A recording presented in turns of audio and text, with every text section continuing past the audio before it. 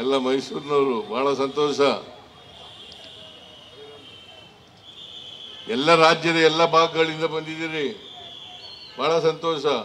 But ನಿಮ್ಮಲ್ಲಿ ಮನವಿ ಏನಪ್ಪ ಮಾಡ್ತೇನೆ ಅಂತಂದ್ರೆ, ಕರ್ನಾಟಕದಲ್ಲಿ ಕನ್ನಡದ ಅನಿವಾರ್ಯತೆಯನ್ನು ನಿರ್ಮಾಣ ಮಾಡಬೇಕು.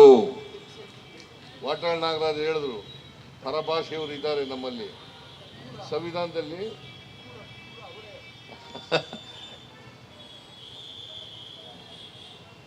ನಾವೆಲ್ಲರೂ ಕೂಡ ಕನ್ನಡದ ಅಭಿಮಾನ, ಕನ್ನಡದ ಬಗ್ಗೆ ಪ್ರೀತಿ, ಕನ್ನಡದ ಬಗ್ಗೆ ಗೌರವ ನಾವು ಬೆಳೆಸ್ಕೊಳ್ಳದೆ ಹೋದರೆ, ನಮ್ಮ ಮಾತೃಭಾಷೆ ಬಗ್ಗೆ ನಾವು ಬೆಳೆಸ್ಕೊಳ್ಳದೆ ಹೋದರೆ ಬೇರೆ ಯಾರು ಬೆಳೆಸ್ಕೊಳ್ಳಲಿಕ್ಕೆ ಸಾಧ್ಯ ಆಗ್ತದೆ ಹೇಳಿ ನೋಡೋಣ.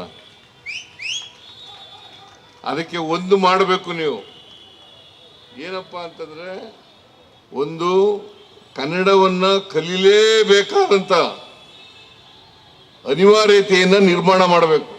ನಾವು ಕರ್ನಾಟಕದಲ್ಲಿ ಇರಬೇಕು, ಬಾಳಬೇಕು, ಬದುಕಬೇಕು ಅನ್ನೋದಾದ್ರೆ ನೀವು ಕನ್ನಡ ಕಲೀಲೇಬೇಕಾಗ್ತದೆ. ಅದಕ್ಕೆ ಏನು ಮಾಡಬೇಕು ನೀವು? ಒಂದು ಸರಳವಾದಂಥ ವಿಧಾನ ಏನಪ್ಪ ಅಂತಂದ್ರೆ, ನಿಮಗೆ ಯಾವ ಭಾಷೆನಲ್ಲೇ ಮಾತಾಡಿಸ್ಲಿ, ಹಿಂದಿನಲ್ಲಿ ಮಾತಾಡಿಸ್ಲಿ, ತೆಲುಗಿನಲ್ಲಿ ಮಾತಾಡಿಸ್ಲಿ, ತಮಿಳಿನಲ್ಲಿ ಮಾತಾಡಲಿ, ಮಲಯಾಳಂನಲ್ಲಿ ಮಾತಾಡಲಿ, ಯಾವುದೇ ಭಾಷೆನಲ್ಲಿ ಮಾತಾಡಿದ್ರು ಕೂಡ ನೀವು ಕನ್ನಡದಲ್ಲೇ ಉತ್ತರ ಕೊಡಿ.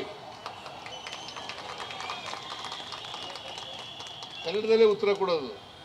ಈಗ ತಮಿಳ್ನಾಡಿಗೆ ಹೋದ್ರೆ ಯಾವ ಭಾಷೆಯಲ್ಲಿ ಉತ್ತರ ಕೊಡ್ತಾರೆ? ಕೇರಳಕ್ಕೆ ಹೋದ್ರೆ ಯಾವ ಭಾಷೆಯಲ್ಲಿ ಉತ್ತರ ಕೊಡ್ತಾರೆ? ಮಲಯಾಳಂನಲ್ಲಿ ಕೊಡ್ತಾರೆ. ಉತ್ತರ ಪ್ರದೇಶಕ್ಕೆ ಹೋದ್ರೆ ಯಾವ ಭಾಷೆಯಲ್ಲಿ ಉತ್ತರ ಕೊಡ್ತಾರೆ? ಬಿಹಾರ್ಗೆ ಹೋದ್ರೆ ಯಾವ ಭಾಷೆಯಲ್ಲಿ ಉತ್ತರ ಕೊಡ್ತಾರೆ? ಹಂಗೆ ಕರ್ನಾಟಕದ ಕನ್ನಡಿಗರು ಅವರು ಯಾವುದೇ ಭಾಷೆ ಮಾತಾಡಿದ್ರು ಕೂಡ ನಾವು ಕನ್ನಡದಲ್ಲೇ ಉತ್ತರ ಕೊಡ್ತಕ್ಕಂಥ ಸ್ವಭಾವವನ್ನು ಬೆಳೆಸ್ಕೊಳ್ಬೇಕು. ಇದು ಬೆಳೆಸ್ಕೊಂಡ್ರೆ ಕನ್ನಡದ ಅನಿವಾರ್ಯತೆ ಕರ್ನಾಟಕದಲ್ಲಿ ನಿರ್ಮಾಣ ಆಗ್ತದೆ. ಯಾಕಂದ್ರೆ ಪ್ರತಿಯೊಬ್ಬರು ಕೂಡ ಇಲ್ಲಿನ ನೀರು, ಆಹಾರ, ಗಾಳಿ ಸೇವಿಸಿದ ಮೇಲೆ ನಾವೆಲ್ಲ ಕನ್ನಡಿಗರೇ, ಎಲ್ಲರೂ ಕನ್ನಡಿಗರೇ. ಯಾವುದೇ ಭಾಷೆಯವರು ಇರ್ಬೋದು. ನೀವು ಮನೆಯಲ್ಲಿ ನಿಮ್ಮ ಭಾಷೆ ಮಾತಾಡ್ಕೊಳ್ಳಿ, ಆದರೆ ಹೊರಗಡೆ ಮಾತ್ರ ಕನ್ನಡ ಮಾತಾಡಿ, ಹೊರಗಡೆ ಮಾತ್ರ ಕನ್ನಡ ಮಾತಾಡಿ.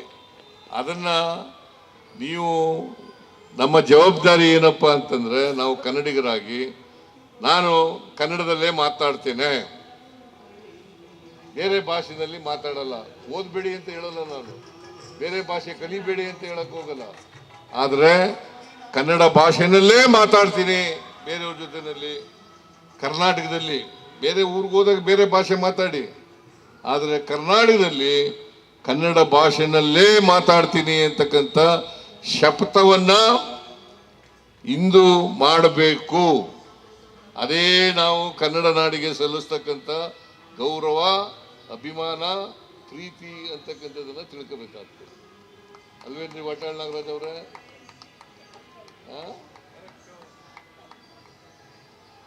ಸೊ ಅಷ್ಟು ಕೆಲಸ ಮಾಡೋಣ ಸಾಕು.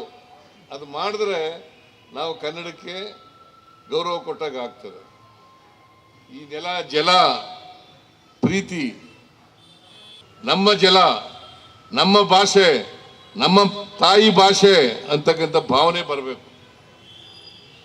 ನಮ್ಮ ಭೂಮಿ, ನಮ್ಮ ನೆಲ, ನಮ್ಮ ಗಡಿ ಪ್ರದೇಶ